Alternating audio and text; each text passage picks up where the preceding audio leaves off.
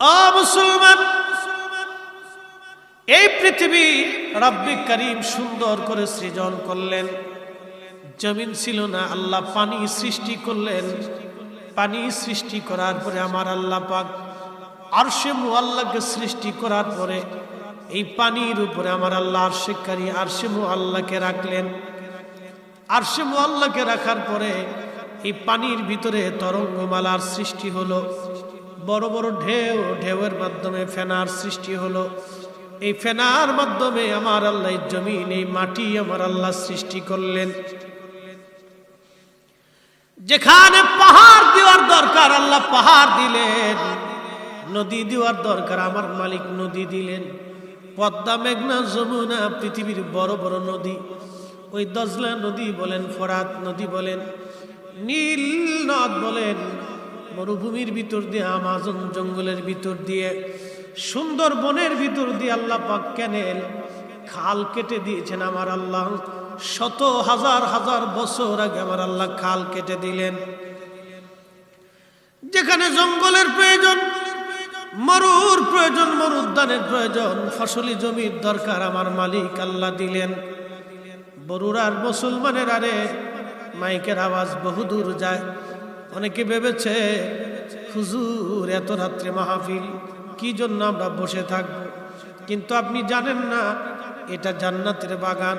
শুধু বাগান না, আমরা এখন সবাই আল্লাহর মেহমান, রব্বে করিমের মেহমান। আমরা আপনার বাড়িতে অনুষ্ঠান হলে আপনি চিন্তা করেন কাকে মেহমান বানাবেন, চিন্তা থাকে কোন আত্মীয়কে দাওয়াত দিবেন। বেছে বেছে আত্মীয় স্বজন দাওয়াত দেন, বিভিন্ন জায়গা থেকে আত্মীয় স্বজনরা আসে, আপনার বাড়ি মেহমান হিসেবে আপনি খাবার দেন, তারা খেয়ে দিয়ে সম্মানের সাথে চলে যায়। এ মুসলমান, এই মাহফিল আল্লাহর জান্নাতের বাগান। আল্লাহর জান্নাতের বাগানে যারা বসে থাকে তারা আল্লাহর জান্নাতি মেহমান।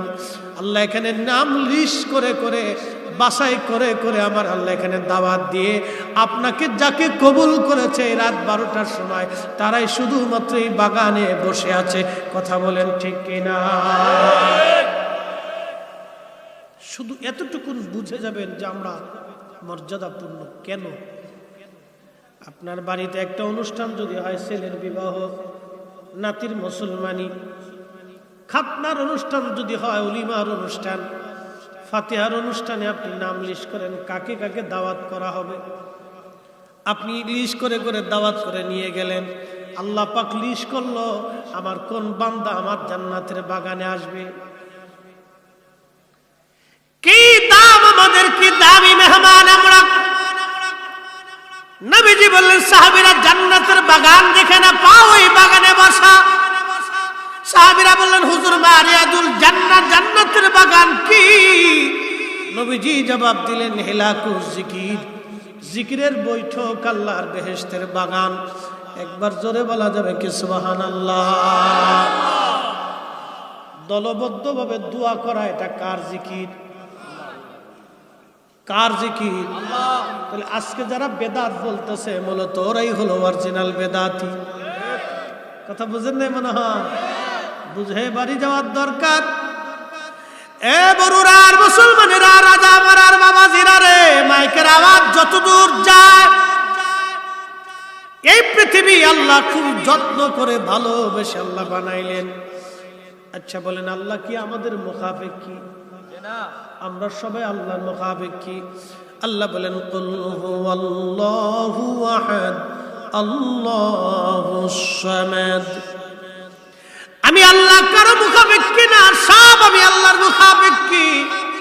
তাহলে আল্লাহর এত দায় ঠেকছে কি আপনার জন্য বৃষ্টি দিবে? আল্লাহর এত ঠেকা ঠেকলো কি আপনার জন্য ফলমূল দিবে? আপনার আল্লাহর এত ঠেকা ঠেকলো কি আপনার জন্য ওষুধ বানাই দিবে? আল্লাহর এত ঠেকা ঠেকলো কি আপনাকে আল্লাহর সৌন্দর্য দিবে? আল্লাহ আপনাকে ভালোবাসে, ভালোবাসে, ভালোবাসে। একটা সন্তানকে মা যেমন কলিজার ভিতর থেকে ভালোবাসে, আমরা অনেকেই ভালোবাসি। আমাদের ভালোবাসা আর মায়ের ভালোবাসা কিন্তু এক না। কথা বলেন না কেন? আমার দেশের যে মেয়েরা, আমার দেশের যে ছেলেরা বাবার অনুমতি ছাড়া, মায়ের অনুমতি ছাড়া অন্য পুরুষেরা হাত ধরে যারা ঘর থেকে বের হয়ে যায়, অন্য মেয়েটাকে ঘর থেকে নিয়ে চলে আসে। এ যুবকের যুবতী, তুমি জানো না তুমি সন্তানের মোহাব্বত বাবার কলিজার ভিতরে এত বেশি, তুমি যার হাত ধরেছো তার মোহাব্বত ক্ষণস্থায়ী সামান্য সময়ের জন্য, আর তোমার বাবার মোহাব্বত অনাদি কাল পর্যন্ত চলতে থাকবে। মেহেশরের মাঠেও একটা বাবা যদি জান্নাতে যায় চিন্তা করবে, আহা আমার সন্তানদেরকে যদি নিয়ে যেতে পারতাম। এই মায়ের ভালোবাসা বেশি। পৃথিবীতে একটা মা সন্তানকে কলিজার ভিতর থেকে ভালোবাসে, কলিজার ভিতর থেকে ভালোবাসে। আল্লাহর নবী একদিন মেলার মধ্যে চলে গেলেন, বাণিজ্য মেলা হলো মদিনাতে। সাহাবে کرام দেখলেন একটা মহিলা একটা বাচ্চাকে জড়িয়ে ধরে কাঁদতেছে। নবী বললেন, সাহাবীরা রে, ওই মহিলা কেন বাচ্চাটাকে জড়িয়ে ধরে কাঁদে, বলবা কি? সাহাবীরা বলেন, ইয়া নবী আল্লাহ, এই জন্য কাঁদে গো নবীজি, এই জন্য কাঁদে যে ওই মহিলার বাচ্চা মেলার মধ্যে হারিয়ে গিয়েছিল, ওই বাচ্চাটাকে সে খুঁজে পাইছে। মা সন্তান পাওয়ার আনন্দে জড়িয়ে ধরে ধরে মা কাঁদতেছে, জড়িয়ে ধরে ধরে মা কাঁদে। হুজুর, এই কান্না আনন্দের কান্না, এই কান্নাটা খুশির কান্না। আল্লাহ নবী ডাক দিয়ে বলেন, সাহাবীরা রে, তোমরা জানো আল্লাহ পাক ভালোবাসাটাকে 100 ভাগে ভাগ করলেন। একটা ভাগ আল্লাহ পাক তামাম সৃষ্টির মধ্যে আল্লাহ দিলেন, মায়ের হৃদয়ের ভিতরে আল্লাহ সন্তানের প্রতি ভালোবাসা দিলেন। এই জন্য দেখবেন একটা মা শীতের মধ্যে রাত্রিবেলা ঠান্ডায় মা ঘুমায়, কিন্তু বাচ্চাটাকে মা কম্বল কাঁথা দিয়ে জড়িয়ে ধরে রাখে। আল্লাহ কোরআনে বললেন, রাব্বির হামহুমা কামা রব্বায়ানি সগীরা। আল্লাহ বলেন, আলহামদুলিল্লাহি রাব্বিল আলামিন। আমি সেই আল্লাহর আলহামদুলিল্লাহ, সমস্ত প্রশংসা সেই আল্লাহর জন্যে। কোন আল্লাহ? কে আল্লাহ? কি আল্লাহ? কোন আল্লাহ? কে আল্লাহ? কি আল্লাহ? তার পরিচয় আল্লাহ পরের অংশ দিয়া বললেন, আলহামদুলিল্লাহ সেই আল্লাহ রব্বিল আলামিন।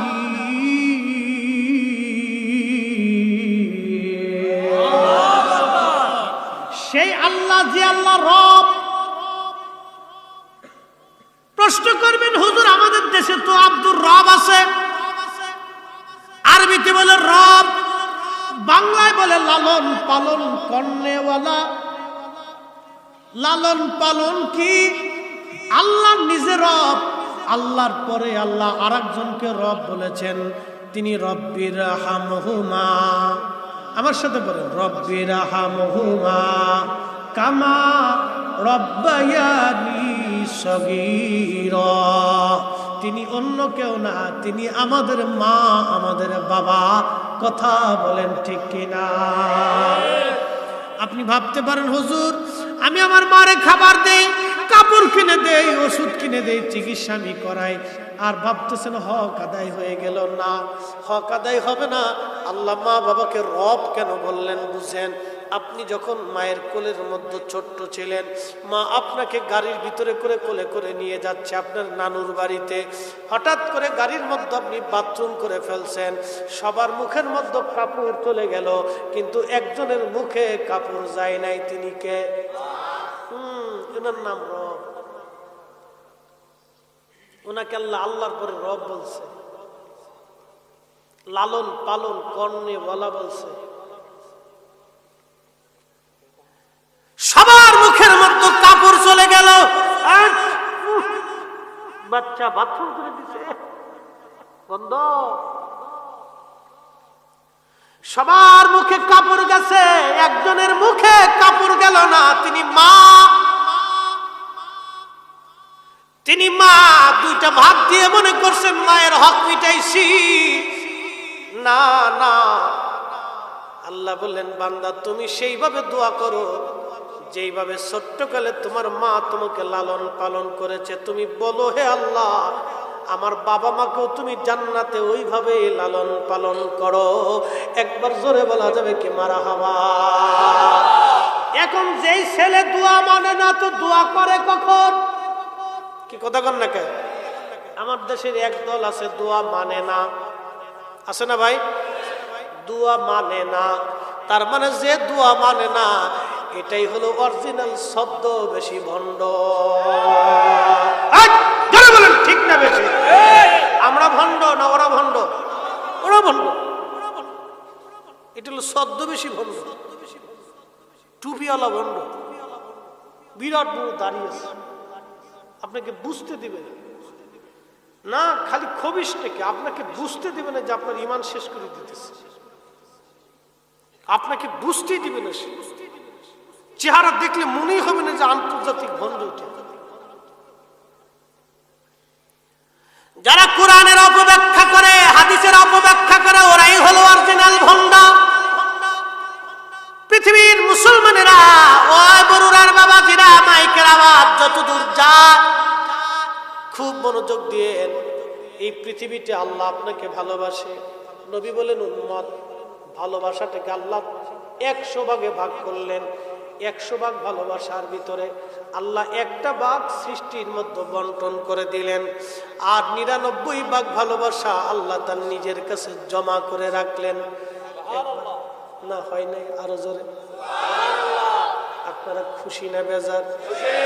খুশি। কিন্তু আল্লাহর ভালোবাসা পাইতে হলে কি করা লাগবে? আল্লাহ একটা সূত্র দিয়ে দিছে। আমরা সুন্নিরা বারবার বলি, অনেকে বুঝে না, বলে না সব বেদাতি বেদাতি বেদাতি বেদাতি। কুল ইন কুনতুম তুহিব্বুনাল্লাহা ফাত্তাবিউনি। আল্লাহু আকবার। ইউহিব্বুকুমুল্লাহু ওয়া ইয়াগফির লাকুম যুনুবাকুম আল্লাহু গফুর। আল্লাহু গফুরুর রহিম।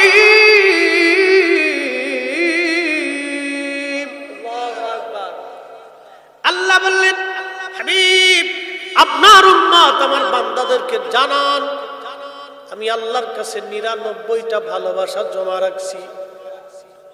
কত ভাগ? 99 ভাগ ভালোবাসা আমি আল্লাহর কাছে জমা রাখছি। যদি এই ভালোবাসা আপনার উম্মত পাইতে চায়, কুল বলে দেন ইন কুনতুম তুহিব্বুনাল্লাহ, আমি আল্লাহকে যদি ওরা ভালোবাসার দাবি করে তাহলে আপনি বলেন ফাত্তাবিউনি, আপনি নবীর ইত্তেবা করে আপনাকেই ভালোবাসে। আপনি নবীর ইত্তেবা মুহাব্বত যার অন্তরে থাকবে, ইউহিব্বুকুমুল্লাহ, আমি আল্লাহ আমি আল্লাহ আমি আল্লাহ আমি আল্লাহ তাকে ভালোবাসি। চিৎকার মেরে বলেন আল্লাহু আকবার। মায়ের ভালোবাসার ভিতরেও খুঁত আছে। প্রশ্ন এবার করতে পারেন, মুফতি ফরিদি কি বললেন? মায়ের ভালোবাসার মধ্যে খুঁত নাই? আছে। সব মানা, কিছু মা আছে সন্তান রেখে অন্য বেটার হাত ধরে চলে যায়। কথা বলেন না কেন? কিছু মা আছে পৃথিবীতে নিজের সন্তানকে হত্যা করে অন্য বেটার হাত ধরে চলে যায়। আমি বাস্তবতা থেকে বলি, এটা মা হতে পারে না বাপ, এটা মার তালিকায় নাই। তারপরও বলি তো নারী জাতি, তার ভালোবাসার মধ্যে খুঁত আছে, কিন্তু একমাত্র যেই দুইজনের ভালোবাসার মধ্যে কোনো খুঁত নাই, প্রথম নম্বরে আল্লাহ, 2 নম্বরে নবী। কথা বলেন ঠিক কিনা? আল্লাহ নবীর ভালোবাসার মধ্যে কোনো খুঁত নাই। আল্লাহ ডাকতে বলেন, হাবিব ওই 99 গুণ ভালোবাসা দিয়ে আমি আমার বান্দাকে ভালোবাসবো যদি আপনাকে বাসে না। আসতে হয়ে গেছে, আরো জোরে, আরো জোরে বলেন না ইয়া রাসূলুল্লাহ।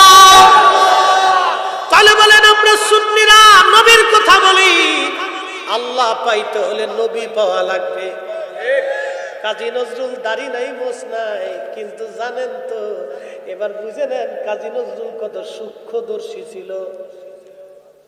আমি তো আপনাদেরকে কোরআনকে ব্যাখ্যা করে শোনাচ্ছি, কাজী নজরুল কত সূক্ষ্মদর্শী একজন মেধাবী আশিক রাসূল ছিল।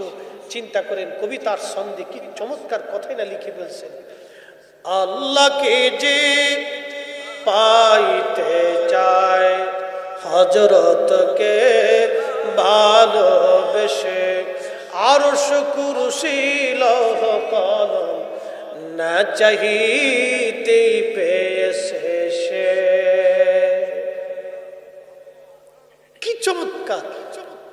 আল্লামা ডাক্তার ইকবাল পাকিস্তানের লাহোরে বসে বসে কবিতার ছন্দে লিখলেন, মগজ কোরআন রূহে ঈমান জানে দিন হাসতে হুব্বে রাহমাতুল লিল আলামিন।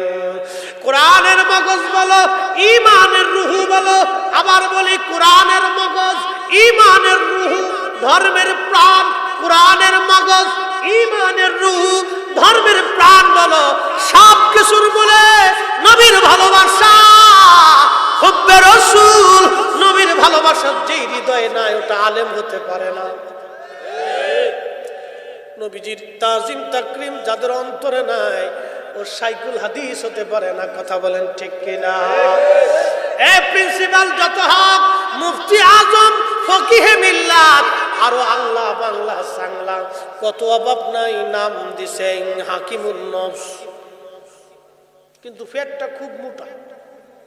আচ্ছা আপনারা কোন তো ফ্যাট মোটা হইলে সে আবার হাকিমুন নফস কেমনে হয়?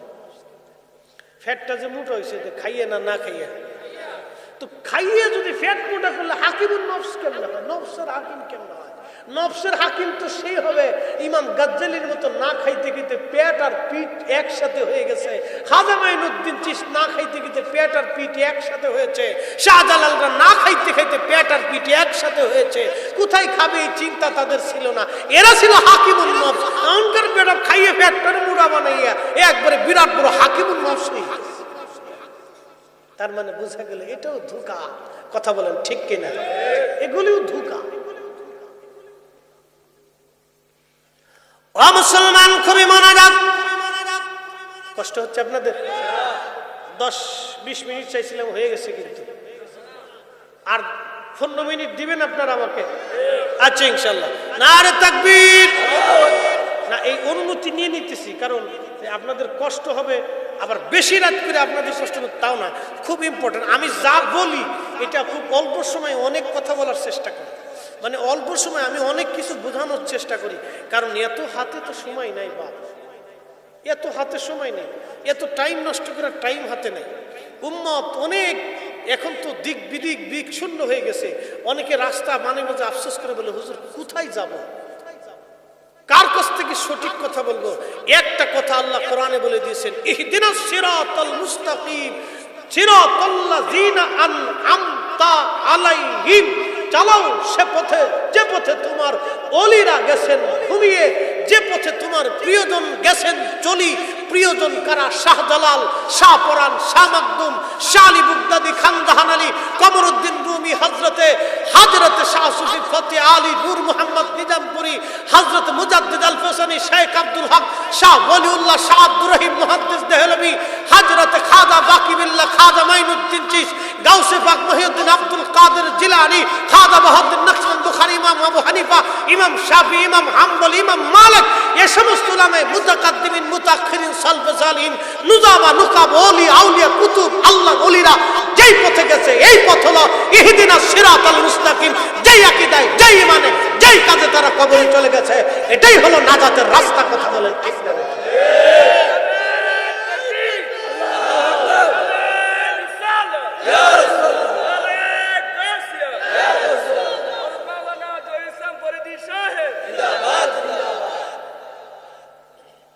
প্রিয় মুসলমান,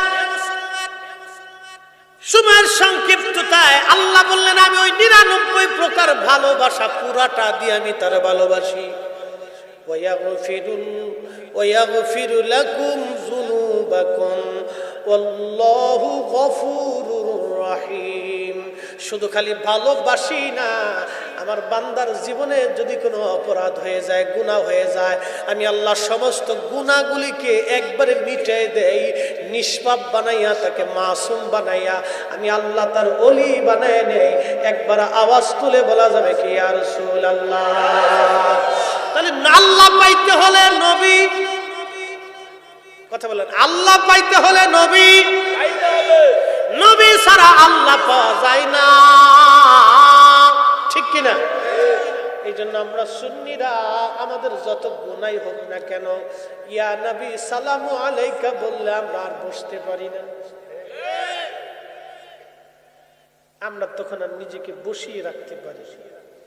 যারা নিজেকে বসিয়ে রাখে তারা অনেক বড় ইবাদত গুজার, মানে এত ইবাদত করছে যে ইবাদত করতে করতে বুজুর্গ আলাইহিস সালাম এত পরিমাণে হয়েছে যে শয়তানের চাইতে বেশি করিয়া লাইছে। হ্যাঁ, ওরে সর্বনাশ, একবারে সেজদাত যে ফরছে আর উঠে না, ফুরিয়ে দিছে। এইরকম সেজদা দিতে দিতে কপালে খুব সুন্দর দাগও পড়ছে, মাশাআল্লাহ, ফুলে টেবা হয়ে গেছে। আচ্ছা ভালো কথা, ফুলে টেবা হয়েছে, ভালো করছে, করুক, অসুবিধা নেই। কিন্তু আমার প্রশ্ন হলো, এই ফাগরি সাগরি বান্ধা নামাজ কালাম পড়ার পরে এরপরে এসে আল্লাহ রসুলের সাথে বিয়াদবি করে, হাই হাই হাই, কেমনে বুঝাবেন বলেন তো? আজকের আমাদের চেয়ারম্যান মহোদয় যদি চিন্তা করেন, কালকে রাজা মারায় 50 মণ দুধ সবাই ফিরিয়ে দিব, তো দুধ খাওয়ার জন্য নেওয়ার জন্য সবাই ঘটি কম্বল লাঠি লোডা মোডা বদনা বালটি যা আছে নিয়ে এসেছে।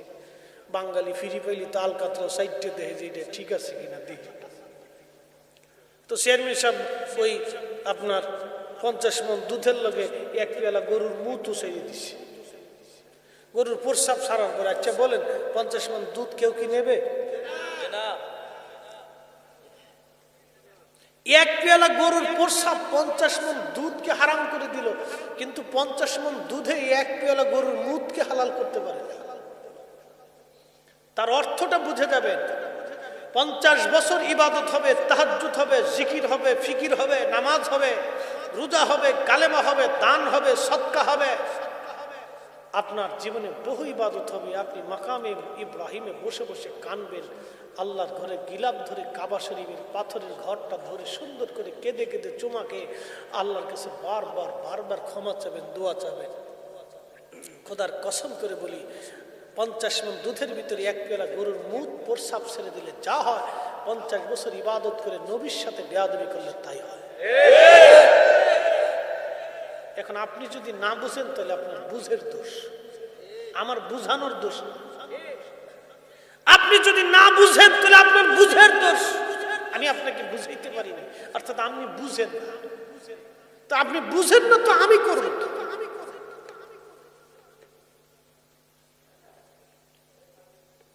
আপনি না বুঝলে আমি করব কি? ইমামুল আজম আবু হানিফা 100 বার আল্লাহ তাকে স্বপ্ন দেখাইছে। কতবার? তাহলে আল্লাহ তারে ভালোবাসে না নাকি বলে? এই লোকটা মদিনায় যাওয়ার পরে 7 দিন পরে ইমাম মালিক রে বললেন, মালিক আমাকে বিদায় দাও, মদিনার থেকে চলে যাও। ইমাম মালিক বলতেছে, হুজুর বলেন কি, আপনার মতো এত বড় ইমাম মদিনায় 7 দিন মাত্র থেকে চলে যাবেন? মদিনায় কত মানুষ এসে সারা জীবন মদিনা কাটাইতে চায়, আর আপনি চলে যেতে চান? ইমাম আজম আবু হানিফা ডেকে বলে, ইমাম মালিক রে, আমি তো একজন মানুষ, কি করে আমি মদিনাতে থাকবো বলো তো? আমি তো মারা যাব। বলে, হুজুর কি হয়েছে আপনার? বলে, ইমাম মালিক রে, যে রোগে তোমারে ধরছে ওই রোগেও আমারে ধরছে। ইমাম মালিক 80 বছর মদিনায় জুতা স্যান্ডেল পরে নাই, 80 বছর ধরে মদিনাতে জুতা স্যান্ডেল পায় দেয় নাই, পায়খানা প্রস্রাব মদিনার হাউদের মধ্যে করে নাই। একবার জোরে বলা যাবে কি মারহাবা? ইমাম মালিক ডেকে বলল, হুজুর কি বলেন আপনি? বলে, ইমাম মালিক রে, আজকে 7 দিন হলো আমি ইমাম আজম আবু হানিফা 7 দিন ধরে আমি পায়খানা প্রস্রাব করি না। বলো ইমাম মালিক, যে মদিনার মাটির মধ্যে নবী ঘুমায়, ওই মদিনার মাটির মধ্যে আমি কি করে পায়খানা প্রস্রাব করি? চিৎকার মেরে বলা যাবে কি ইয়া রাসূলুল্লাহ? আমি মোহাব্বত আপনাকে কি করে বোঝাবো বলেন তো? আমি রসুলের প্রতি তাজিম আপনাকে কি করে বোঝাবো? কোন দলিল দিয়ে বোঝাবো বলেন তো? অথচ পৃথিবীর 4 আলেমের 2 আলেম, পৃথিবীর 4 ইমামের 2 ইমাম। ইমাম মালিক রে ভালোবাসার কারণে নবীজি 100 বার স্বপ্ন দেখি কথা বলেছিলেন, আর ইমাম আবু হানিফাকে আল্লাহ ভালোবেসে তার সাথে 100 বার স্বপ্নে কথা বলেছিলেন। আমি কি করে আপনাকে বুঝাবো বলেন তো? বলে হুজুর তাহলে খান কি? ইমাম আবু হানিফা বললেন, ইমাম মালিক 7 দিনে মাত্র 7টা খেজুর খেয়ে আমি বেঁচে আছি। 7 দিনে মাত্র 7টা খেজুর খেয়ে আমি বেঁচে আছি। আমি খানা খাই না, কারণ বাথরুমে ধরবে। বাথরুমে ধরলে কোন মাটির মধ্যে আমি বাথরুম করব, যে মাটির ভিতরে আমার নবী ঘুমিয়ে আছে। ইমাম মালিক রে পানি আমি পান করি না, হাতের মধ্যে পানি ঢেলে এই হাতের মধ্যে জিহ্বা দিয়ে চেটে আমি কোন রকম কলিজা ঠান্ডা করি, কলিজা আমি ঠান্ডা করি। কারণ রে যদি পানি পান করি বেশি করে তো প্রস্রাবে আমাকে ধরবে।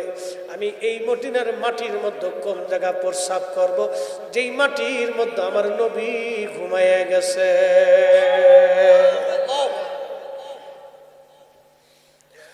মুসলমান, সেই কঠিন মেহসুরের কথা আপনাকে কি করে বুঝাবো? দুনিয়ার 50,000 বছর মেহসুরের একটা দিন হবে তত বড়। আহা, 60 বছরকে যদি 50,000 বছর দিয়ে ভাগ দেন তো বেরিয়ে আসবে কত সময় আপনি দুনিয়ার মধ্যে থাকেন। মানুষ কঠিন মেহসরের মাঠে পাগল পারা হয়ে যাবে। ঘর্মাক্ত হতে হতে হতে হতে ঘামে পোড়া মেহসর ভরে যাবে। সূর্য নেমে আসতে আসতে মাথার আধা হাত উপরে চলে আসবে। অনেকের মগজ গলে যাবে, অনেকের জিহ্বা বের হয়ে নাভি পর্যন্ত ঝুলে যাবে। কি কঠিন বিভৎস সেই দিন! হাজার হাজার বছর পার হয়, আমার আল্লাহ কাহ্হার হয়ে বসে আছে, রাগান্বিত হয়ে আছে। সৃষ্টির প্রতি আল্লাহ রাগ। আল্লাহ বললেন আর রহমানির রহিম, আমি রহমান, আমি রহিম, আমি দয়াল, আমি দয়ালু। এরপরে আল্লাহ বলেন মালিকি ইয়াউমিদ্দিন, আমি বিচার দিনের মালিক, বিচার দিনের মালিক। আল্লাহ ওই কঠিন মেহসুরের মাঠে আল্লাহর রাগান্বিত কাহ্হারিয়াত দেখে সমস্ত ফেরেশতারা সিজদার মধ্যে পড়ে থরথর করে কাঁপতে থাকবে। জিন জাতিরা কাঁপতে থাকবে, মানব জাতি কাঁপতে থাকবে। কঠিন ওই মেহসুরে সব মানুষগুলি পাগল পারা হয়ে দৌড়াইয়া হযরত আদম সফিউল্লাহর কাছে যা বলবে, বাবা আদম গো, আপনি আমাদের আদি পিতা ছিলেন। আল্লাহ আদর করে আপনাকে সৃষ্টি করেছিলেন, জান্নাতে আল্লাহ রেখেছিলেন। আপনি একটু আল্লাহর দরবারে যে আল্লাহকে কাহ্হারিয়াত থেকে নরম বানায় দেন। আদম নবী বলবে, আমার সন্তানরা আমার কাছে আইসো না, চলে যাও, আমি খুব পেরেশানির মধ্যে আছি। যাও তোমরা আমার থেকে অন্য কোন নবীর কাছে যাও। নূহ আলাইহিস সালামের কাছে যাবে, নূহ নবী একই কথা বলে দিবে, যাও আজকে আমার দরবারে কোনো কাজ হবে না। ইব্রাহিমের কাছে সে বলবে, খলিল, আল্লাহ আপনাকে আদর করে খলিলুল্লাহ বানাইছে, আপনি একটু আল্লাহর দরবারে যান, আপনি তো আল্লাহর বন্ধু। ইব্রাহিম আলাইহিস সালাম সাহস করবে না, না না, তোমরা অন্য কোনো পয়গম্বরের কাছে যাও, আমি খুব পেরেশানির মধ্যে আছি। তার মানে গুনার জন্য না, কিন্তু আল্লাহর কাহারিয়াত দেখে নবীরা পর্যন্ত হাঁটু গেড়ে বসে যাবে। অর্থাৎ চিন্তা করবে কেমনে আল্লাহকে রাজি করা যায়, কেমনে আল্লাহকে নরম করা যায়। সৃষ্টির প্রতি আল্লাহ বেজার হয়ে যাবে ওই দিন। কঠিন কাহারিয়াত কে নরম করবে আল্লাহকে? সব মানুষেরা দৌড়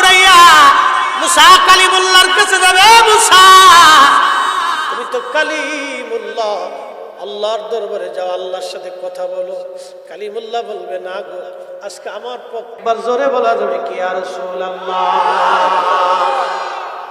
শ্রেষ্ঠ নবী দিলাম রে তরিয়ে নিতে রোজ হাসরে। বলেন, শ্রেষ্ঠ নবী দিলাম রে তরিয়ে নিতে রোজ হাসরে। পথ না ভুলি তাই তো দিলে, পথ না ভুলি তাই তো দিলে পাক কুরআনের বাণী। খুদা তোমার মেঘের বাণী, সুন্দর ফুল সুন্দর ফল মিঠা নদীর পানি।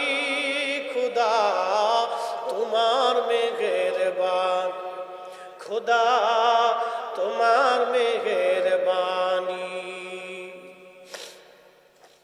বন্ধু আমার, হযরত ঈসা রুহুল্লাহ বলবে, যাও ওই নবীর বারগাহে।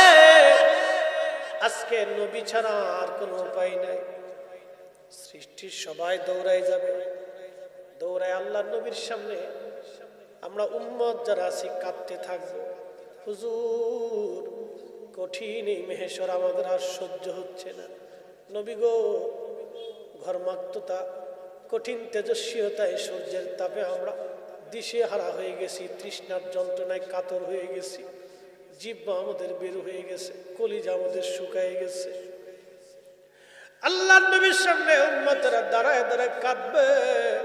হুজুর গাউসে পাক কাঁদবে, হুজুর খাজা মাইনুদ্দিন চিস কাঁদবে, হুজুর দাতাগঞ্জে বক্স কাঁদবে, হুজুর বাহাউদ্দিন নাসির বুখারী কাঁদবে, হুজুর মুজাদ্দিদ আল ফুসানি কাঁদবে, ইমাম শাফিঈ কাঁদবে, ইমাম হাম্বলি কাঁদবে, ইমাম মালিক কাঁদবে, ইমাম আবু হানিফা কাঁদবে। ও বন্ধু, তাবিরা কাঁদবে, তাবিনরা কাঁদবে, সাহাবীরা কেঁদে ফেলবে। নবী গো, মেহেশর বড় কঠিন লাগে। আল্লাহ পাক হাবিব এই কান্নার দৃশ্য দেখে আর সহ্য করতে পারবে না। একটা দৌড় মেরে আরশে মুআল্লার সামনে রাব্বে করিমের কুদরতি কদমের নিচে মাথা নত করে সেজদার মধ্যে পড়ে নবী কেঁদে কেঁদে বলবে, ইয়া রব হাবলি উম্মতি, ইয়া রব হাবলি উম্মতি। আল্লাহ, আমার উম্মতের হবে কি? আমার উম্মত গুনাহগার, আমার উম্মত গুনাহগার। ইয়া রব হাবলি উম্মতি, আমার উম্মত বড় গুনাহগার আল্লাহ, আমার উম্মত বড় গুনাহগার আল্লাহ। আল্লাহ ডাক দিবে, হাবিব মাথা উঠান, আজকে আর কাঁদবেন না গো নবী, আপনি মাথা উঠায় দেন। হুজুর, আমি কোরআনে বলেছি, আসা আইয়া বাসাকা রাব্বুকা মাকামান মাহমুদা।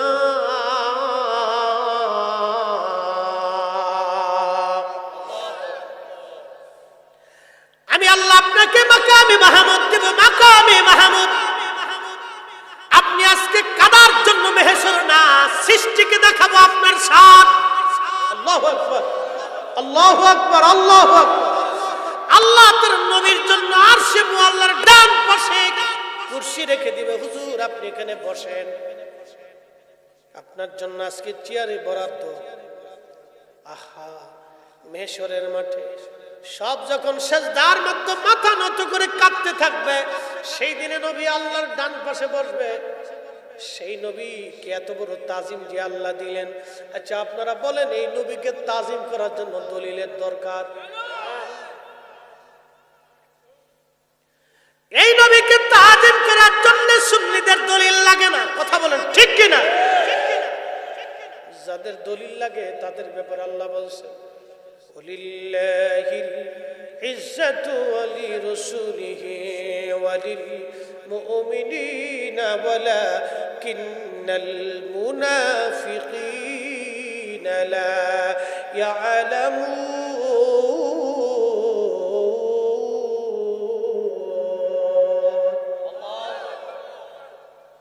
শেষ 15 মিনিট চাইছিলাম, হয়ে গেছে, আরো 15 মিনিট। আচ্ছা না 15 মিনিট আগে শেষ হোক, তারপরে 10 মিনিট আগে, কারণ আমার ওই আয়াতের দুটো অর্থ করে দিয়ে যাব, খুব মনোযোগ। আমি আগে বলছি আমি এই আধা ঘন্টা ওয়াজ 3 ঘন্টার ওয়াজ আধা ঘন্টা করার অভ্যাস আছে, কারণ এটা আমাদের একটা হ্যাবিট। কারণ আমরা দরবার শরীফে যখন আমি জুমাতে, আমি স্টুডেন্ট লাইফ থেকে জুমায় বয়ান করি, অর্থাৎ বয়ান থেকে আজকে থেকে করি না, আমি একবার স্টুডেন্ট লাইফ যখন ফাজিল থেকে তখন দরবারের জুমার মসজিদের জুমার বয়ানটা আমি করতাম, ওই সময় থেকে আমি বয়ান শুনি। তো সময় হাতে থাকতো 15 মিনিট, তো 15 মিনিটে 1.5 ঘন্টার ওয়াজ করতাম। তো এই জন্য আমরা অভ্যাস হয়ে গেছে। যদি বলেন হুজুর 4 ঘন্টা তো অসুবিধা নেই, যদি বলেন যে হুজুর 40 মিনিট তাও অসুবিধা নেই, যদি হুজুর 10 মিনিট, তো 10 মিনিট দিয়ে দেখবেন মাঠ গরম হয়ে গেছে। এটা আমরা টাইম বুঝে ওয়াজ করি। যদি কেন হুজুর 10 মিনিট, তো দেখবেন যে 10 মিনিটে গরম হয়ে গেছে। 10 মিনিটে 1.5 ঘন্টার ওয়াজ সেরে এলাম একবার। একসাথে যদি বলি তো আল্লাহু আকবার। আল্লাহ বললেন ইজ্জত আমি আল্লাহর জন্য, ইজ্জত আমি নবীর জন্য, ইজ্জত আলি সালিহিন সিদ্দিকিন শুহাদা সাহাবা আল্লাহর ওলিদের জন্য। হুজুর ওয়ালাকিন্নাল মুনাফিকিনা লা ইয়ালামুন, মুনাফিক বুঝে না, মুনাফিক বুঝে না, মুনাফিক বুঝে না, মুনাফিক বুঝে না, মুনাফিক বুঝে না। এখন আপনারা বলেন হিন্দুদের মধ্যে মুনাফিক আছে? কথা বুঝেন নাই? হিন্দুরা তো তারা একটা ধর্ম মানে, তাদের ধর্মের নাম সনাতন ধর্ম। তো সনাতন ধর্মে তো আর আমরা মুনাফিক নাই, আছে? খ্রিস্টান একটা ধর্ম মানে, খ্রিস্টীয় ধর্ম, ওটার ভিতরে মুনাফিক নাই। আচ্ছা, ইহুদি ধর্মের ভিতরেও মুনাফিক নাই। শিখ যারা, বৌদ্ধ যারা, তাদের মধ্যে মুনাফিক নাই।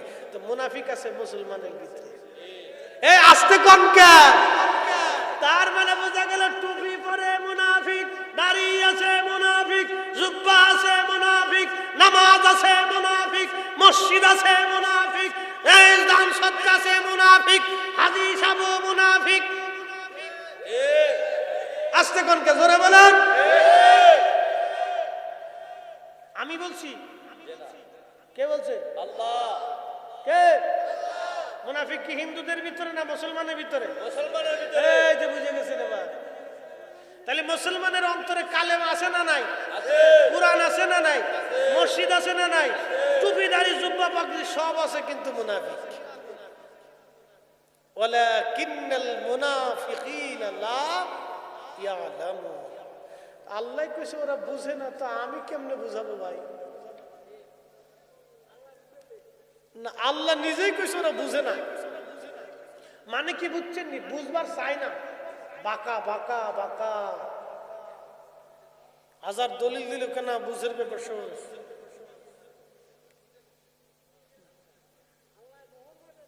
এই যে জায়গা মতো পেয়ে নিচ্ছে। এ বাজান মুসলমান, আহা, পৃথিবী একদিন শেষ হয়ে যাবে। একদিন মাটির ভিতরে হবে ঘরে, মন আমার কেন বাঁধো দালান ঘর, মন আমার কেন বাঁধো দালান ঘর। আমার ওয়াজ শেষ বন্ধু। পৃথিবী থেকে আমরা চলে যাব এই বরুড়ার রাজামারার গোরস্থান। এখানে তো গোরস্থান, এই গোরস্থানে কত মানুষ ঘুমিয়ে আছে। আমার কাছে বড় ভালো লাগলো, চেয়ারম্যান সাহেব জীবনে ইচ্ছা করেছেন তিনি একটা মসজিদ আল্লাহর ঘরের জন্য উনি একটা ফাউন্ডেশন তৈরি করে ওনার সম্পদগুলি এখানে দিয়ে যাবে। আহা, জীবনের একটা চমৎকার একটা নিয়ত। কারণ একটা চিন্তা হৃদয়ের মধ্যে আসছে, এই সম্পদ আমি আল্লাহর পথে ব্যয় করে চলে যাব। বন্ধু, ঠিক আমরা পৃথিবী থেকে সবাই চলে যাব, শুধু চেয়ারম্যান সাহেব না। আল্লাহ বলেন, ইয়া আইয়ুহাল্লাযীনা আমানু লা তুলহিকুম আমওয়ালুকুম ওয়ালা আউলাদুকুম আন যিকিরিল্লাহ। ও বান্দা, ইমানদার, আমি আল্লাহর জিকির থেকে তুমি গাফিল হয়ো না। সন্তানের প্রেমে পড়ে, সম্পদের মোহে পড়ে। আমি একটা নিয়ত করেছি, আমি অনেক বড় একটা মাদ্রাসা ইনশাল্লাহ করে দিয়ে যাব। আমি আমার বড় ভাইদেরকে বলেছি, আমার জন্য একটু জায়গা নির্বাচন করে দেন, অন্তত 5 বিঘা জমি। একটা জমির উপরে আমি অনেক বড় জামিয়া মাদ্রাসা করে দিয়ে কয়েকটা সিস্টেম চালু করে দিয়ে আমি ইনশাল্লাহ নিয়ত আছে। আপনারা যে পয়সা করে দেন, আশা করি নষ্ট করব না, কাজে লাগাই দিয়ে যাব। কারণ বহু বক্তা কবরে চলে গেছে বাপ, আহা, বহু আলেম কবরে চলে গেছে, আমরাও একদিন কবরে চলে যাব। মুসলমান, আপনাদের অনেক কষ্টের টাকাগুলি আমরা নেই। কমিটিরা মানুষের দ্বারে দ্বারে যায়, ভাই কিছু দেন, কিছু দেন। এই অনেক কষ্টের টাকা আমি নিয়ত করছি, আল্লাহ তোমার বান্দারা মানুষের কাছ থেকে এনে না আমাদেরকে দেয়, আমি এই টাকাটা নষ্ট করে যাব না, নিয়ত করে গেছি। আল্লাহ চেয়ারম্যান সাহেবকে কবুল করুন, ওনার একটা সম্পদ যেন উনি এতিমখানা, মাদ্রাসা, মসজিদের জন্য এরকম ভাবে যেন নিয়ত করে দিয়ে যায় সুন্নি প্রতিষ্ঠানে। আবার অন্য জায়গা দিলে কিন্তু দোয়া পাবেন না। কবে নাকি যে দোয়া নাই, না করলেও চলে। এই উম্মতকে আল্লাহ 70টা মর্যাদা দিছে, খালি মনোযোগ করে সারা জীবন মনে রাখবেন মাসালাটা। কয়টা মর্যাদা? মুসা আলাইহিস সালাম দেখে 70টা দান, তাওরাতের মধ্যে দেখে আল্লাহর কে, আল্লাহ আমার ওই উম্মত দিয়ে দাও। আল্লাহ বলেন, না রে মুসা, এটা তোমার জন্য না, এটা আমার আখিরি নবীর জন্য বরাদ্দ। সুবহানাল্লাহ। এটা আমরা চিৎকার করে বলেন আল্লাহু আকবার। এটা আমরা। একটা গুণ হলো উম্মতে মারহুমা। বলে মারহুমা কি? সাহাবীরা প্রশ্ন করলেন, প্রিয় নবী বললেন, সাহাবীরা মারহুমা হলো আমার উম্মত গুনাহ নিয়ে কবরে যাবে, মেহশরে গুনাহ মাফ নিয়ে উঠে যাবে। আহা, বলে হুজুর কি করে হবে? নবী বললেন, উম্মত মারা যাওয়ার পরে তার ভাই, তার বোন, তার মা, তার সন্তান, তার আত্মীয়, তার স্বজন, তার মহব্বতের মানুষ এবং তার প্রতিবেশী, গ্রামবাসী, দেশবাসী তার জন্য দোয়া করবে। ওই দোয়ার কারণে আল্লাহ তার কবর জীবনের গুনাহ মাফ করে আল্লাহ তাকে মাসুম বানাই দেবে। না না হয়েছে, আরো জোরে, আরো জোরে।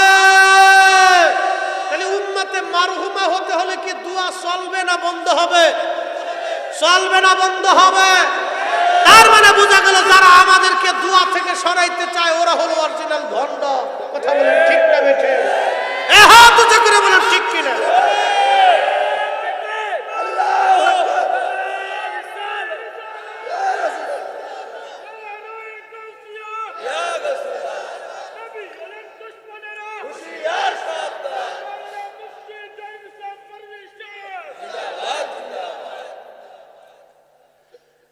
প্রিয় মুসলমান, আল্লাহ বলবে, হাবিব, মেহশরের মাঠ আপনি নবী কাদার জন্য না, আপনি উঠেন।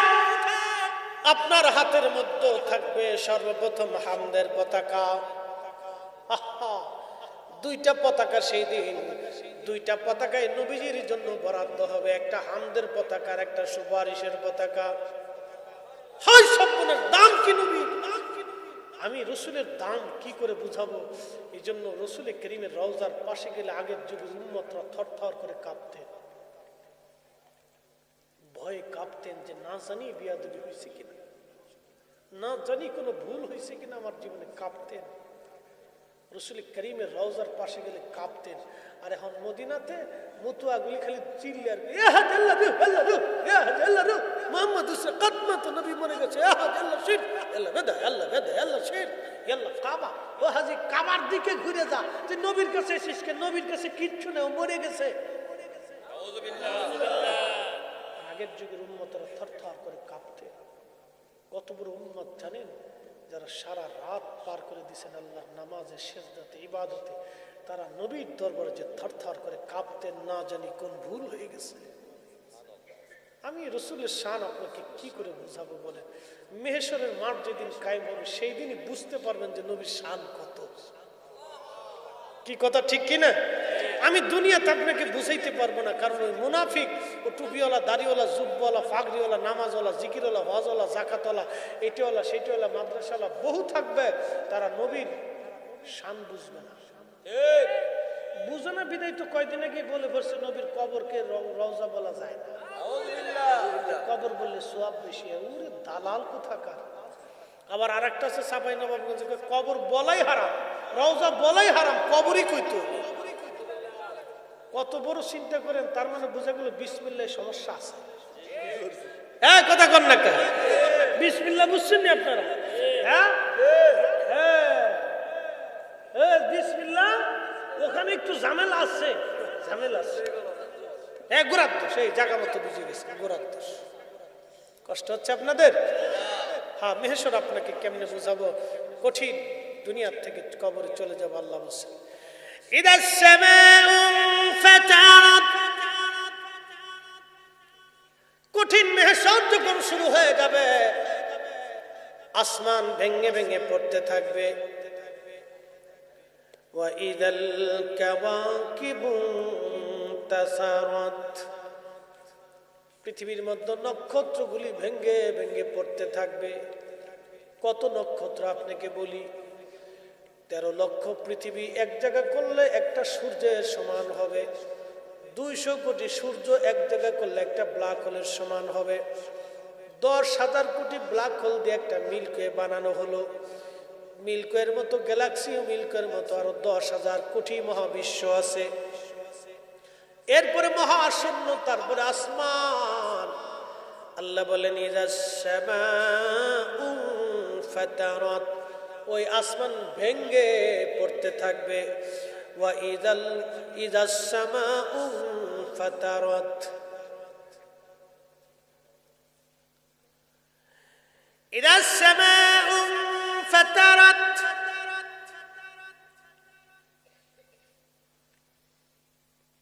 ওয়া ইদাল কাওয়াকিবু তাসারাত। ওয়া ইদাল কাওয়াকিবু তাসারাত। নক্ষত্রগুলি ভেঙে ভেঙে পড়বে। ওয়া ইদাল বিহারু ফুজ্জিরাত। সূর্য সমুদ্র উদ্দোলিত হবে। প্রশ্ন করবেন এত বড় সমুদ্র উদ্দোলিত কেমনে হলো? ইন্দোনেশিয়ার একটা সুনামির কথা আপনাদের মনে আছে। সমুদ্রের নিচে ভূমিকম্প হলো। ভূমিকম্প হওয়ার কারণে সমুদ্র উঁচা হয়ে গেল। সমুদ্রের পানিগুলি ইন্দোনেশিয়ায় আছাড় মারল। 2 লক্ষ মানুষ, একটা দুইটা না, 2 লক্ষ। পৃথিবীর একটা অনেক বড় ট্র্যাজেডি। ওয়া ইদাল বিহারু ফুজ্জিরাত। ওয়া ইদাল বিহারু ফুজ্জিরাত। ইন্দোনেশিয়ার সুনামির নিচে, সমুদ্রের নিচে ভূমিকম্পের কারণে আল্লাহ মাটি উঁচা করে দিলেন। সমুদ্রের পানিগুলি বেশি সময় না, কয়েক মিনিটের জন্য একটা আছাড় দিল। ভূমিকম্প কিন্তু কয়েক ঘন্টা হয় নাই, মাত্র কয়েক মিনিট হয়েছে। কয়েক মিনিটের একটা ছোট্ট ভূমিকম্পের জন্য সমস্ত সমুদ্রের পানিগুলি ইন্দোনেশিয়া থেকে পৃথিবীর একটা বিরাট উপকূলবর্তী এলাকায় আছাড় দিল। সব পানিগুলি একজন না, দুইজন না, প্রায় 2 লক্ষ মানুষ এই পানিগুলি ভাসায় নিয়ে চলে গেল। আল্লাহ বলেন ওয়া ইদাল বিহারু ফুজ্জিরাত। সমুদ্র উদ্দোলিত করে পৃথিবীর উপরে আছাড় মারা হবে। সব পানিগুলি পৃথিবীর উপরে আছাড় মারবে। আচ্ছা বলেন আমাদের পালানোর মতো কি কোনো জায়গা আছে? হায় হায়, উপায় কি সেই দিন? আল্লাহ বলেন ইযাস সামাউ ফাতারাত। ওয়া ইদাল কাওয়াকিবু তাসারাত। ওয়া ইদাল বিহারু ফুজ্জিরাত। ওয়া ইদাল কুবুরু বুশিরাত। সেদিন কবর ফেটে ফেটে মানুষ বের হয়ে মেহেশরের দিকে দৌড়াইতে থাকবে। কবর ভেঙে কবর থেকে বের হয়ে মেহেশরের মাঠের দিকে দৌড়াইতে দৌড়াইতে থাকবে, গায়ে কোনো পোশাক থাকবে না, সব দৌড়। আহা, সৃষ্টির প্রথম থেকে কিয়ামত পর্যন্ত যত মানব, যত জিন, সব দৌড়াইতে থাকবে আল্লাহর দিকে। কি কঠিন এই সময়টা! আল্লাহ বললেন, আলিমাত নাফসুম মা কদ্দামাত ওয়া আখারাত। তুমি এই মেহশরের জন্য কি আমল পাঠাইছো, কি ঈমান পাঠিয়েছো, আগে এবং পরে আমি আল্লাহ সব তোমাকে দেখাবো। সেই দিন তুমি জানতে পারবে তুমি কি পাঠাইলে।